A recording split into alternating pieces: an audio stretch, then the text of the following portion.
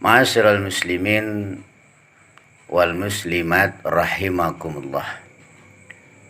Pada kesempatan ini kita akan membahas satu pertanyaan dari jamaah tentang masalah sholat. Pertanyaannya, apa itu sholat zahir, apa itu sholat batin? Ma'asyiral muslimin, sebagaimana kita maklumi, kita ini manusia makhluk berzahir dan berbatin. Maka sebagusnya dan seharusnya sholat kita juga berzahir dan berbatin. Sebab kalau zahir saja tanpa ada batinnya, maka tidak bisa ngapa-ngapain. Contoh, kalau kita lihat orang meninggal, zahirnya ada, jasadnya ada, tapi ruhnya sudah nggak ada. Maka dia tidak bisa ngapa-ngapain lagi. Walaupun pangkatnya jenderal bintang 3, menteri, anggota MPR, bahkan presiden sekalipun, kalau antara zahir dan batinnya, jasad dan ruhnya sudah berpisah, dia sudah tidak bisa apa-apa lagi. Begitu pula sebaliknya, kalau hanya ruh saja tidak ada zahirnya, juga tidak bisa ngapa-ngapain lagi. Kalau nanti kita masuk kubur, masuk ke alam barzah, jasad kita sudah hancur, dan diproses kembali jadi bumi, jadi tanah, roh kita sudah tidak bisa ngapa-ngapain. Sudah nggak bisa sholat, nggak bisa lagi hadir di majelis taklim, nggak bisa lagi berbuat kebaikan dan seterusnya. Hanya akan menikmati apa yang sudah dilakukan selama ruh itu bersama dengan jasad. Ma'asyiral muslimin, kembali kita kepada pertanyaan jamaah tadi. Apa itu sholat zahir? Apa itu sholat batin? Sholat zahir, para ulama ahli syariat, ahli hukum, menyusun ada 13 rukun sholat yang merupakan bentuk zahir dari sholat itu. Kalau 13 rukun ini kita laksanakan dengan baik, maka sholat kita secara zahir sah. Dan sholat kita sudah berbentuk dan dapat kita lihat. Apa itu rukun yang 13? Pertama, kata para ulama, ini tentu berdasarkan Al-Quran dan Al-Hadis, tegak berdiri betul. Bagi yang mampu berdiri, pada sholat maktubah tidak sah dilakukan dalam keadaan duduk, kecuali sholat sunat. Bagi orang yang mampu berdiri di saat takbiratul ihram itu, tapi dia duduk, kalau sholat sunat boleh. Hanya saja fadilahnya, pahalanya separuh sholat berdiri. Tapi bagi sholat maktubah, sholat fardu, kalau mampu berdiri tidak sah duduk. Tegak berdiri betul, maksudnya apa? Tidak boleh terlalu menunduk, kayak orang mau utang duit. Juga tidak boleh terlalu mendangak, kayak orang kaya baru. Harus tegak berdiri betul, pertama. Yang kedua, rukun sholat zahir itu adalah niat. Niat di dalam hati. Adapun lafal niat itu sunnah untuk dibaca. Yang wajib niatnya. Contoh, usalli fardhu subhi raq'ataini mustaqbilal kiblati adaan ma'muman lillahi ta'ala. Itu kalau dilafalkan di saat kita mau mulai sholat, itu hukumnya sunat. Adapun yang wajib niat. Beda antara niat dan keinginan. Ada juga yang berpendapat dari rumah kita kan sudah niat sholat ke masjid. Jadi nggak perlu niat lagi. Kalau dari rumah kita berniat untuk sholat di masjid itu bukan niat. Itu namanya azam. Faiza azamta fatawakkal 'ala Allah. Contoh orang mau pergi haji. Katanya dia udah niat haji. Tapi belum daftar. Belum store uang mukanya haji. Itu belum niat. Itu baru ingin pergi ibadah haji atau punya keinginan. Yang niat itu dia pergi ke tempat pendaftaran haji, dia keluarkan uang sebagai uang mukanya haji, lalu dia dapat nomor urut keberangkatan. Ini yang dimaksud dengan niat. Begitu pula sholat. Yang ketiga, sholat zahir itu adalah takbiratul ihram. Nah, di saat takbir inilah niat itu dimasukkan. Makanya sebagian ulama kalau dalam keadaan takbir itu agak panjang takbirnya. Allahu Akbar. Di saat akbar niat masuk. Kalau subuh ya subuh, zuhur ya zuhur, asar ya asar, maghrib ya maghrib, isya ya isya. Ada juga sebagian ulama pendek saja. Karena mungkin dah mantap. Allahu Akbar.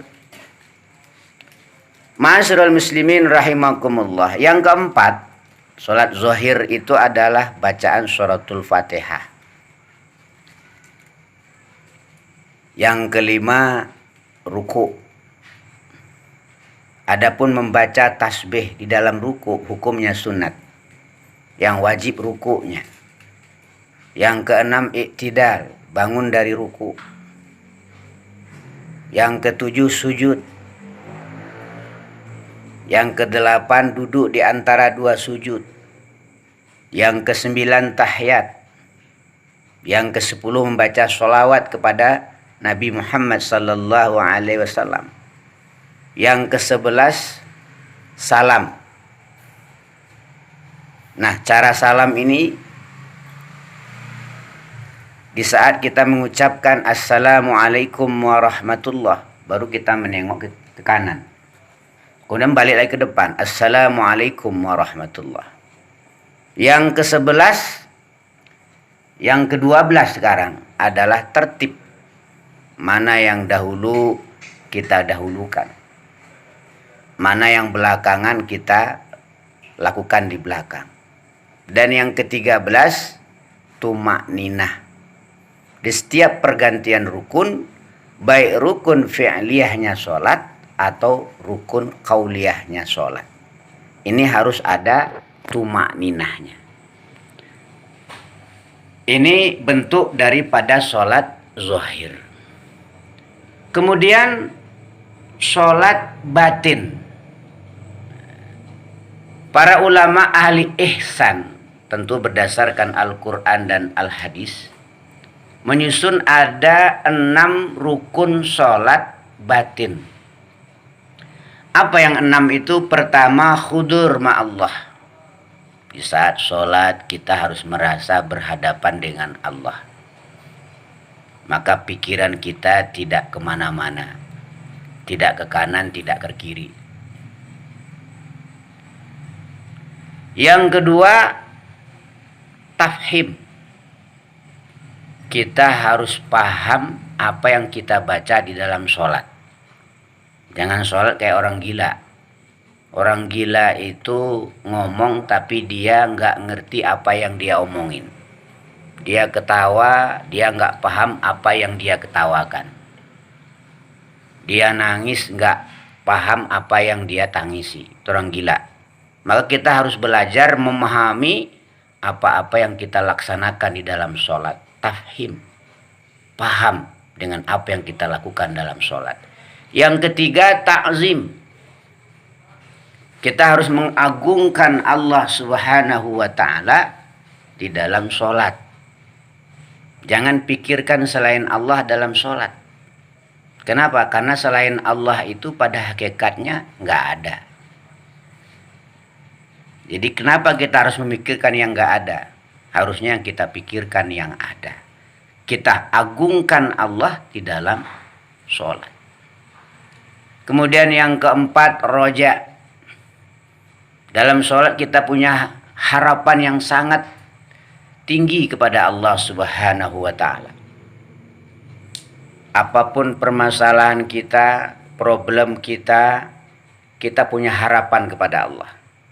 Termasuk belakangan ini kegelisahan di tengah-tengah kaum manusia, umat manusia, baik di Indonesia atau di dunia, tentang penyakit yang luar biasa saat ini, yaitu penyakit yang berbentuk virus corona. Jadi sebagian ustadz mengatakan corona ini adalah tentara Allah. Sebenarnya dalam Al-Quran 14 bahkan 15 abad yang silam Allah sudah memberitahu. Firman Allah, innallaha la yastahi ayyadriba masalam ma ba'udatan fama fawqaha. Sesungguhnya Allah tidak malu menciptakan nyamuk sebagai perumpamaan bahkan yang lebih kecil dari nyamuk. Virus itu kan lebih kecil dari nyamuk. Fa'amal ladzina amanu faya'lamuna annahul haqqu min rabbihim. Maka adapun orang-orang yang beriman, dia paham itu semua adalah kebenaran dari Allah. Kenapa Allah turunkan virus corona itu? Itu adalah sebagai warning, tambih, peringatan kepada manusia. Jangan terlalu sombong, jangan terlalu angkuh, jangan membanggakan diri. Karena apa? Karena belakangan ini ada orang-orang besar yang merasa lebih hebat dari Tuhan. Tuhan tidak akan bisa menghalangi kemajuan kami. Lalu Allah kirim virus corona, kocar kacir, mirip seperti Namrud dulu. Waktu Namrud berhadapan dengan Nabi Ibrahim, apa kata Namrud? Mana Tuhanmu Ibrahim? Akan saya bunuh. Lalu Namrud memerintahkan untuk membangun menara yang sangat tinggi.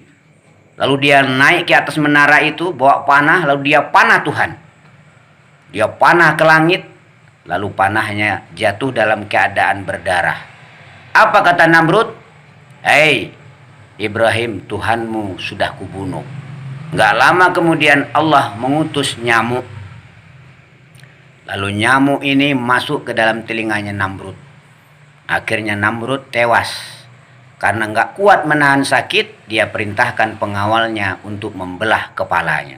Ini ceritanya mirip cerita Namrud, virus yang sekarang ini. Karena ada pemimpin-pemimpin negara dunia ini yang sudah kelewatan sombong.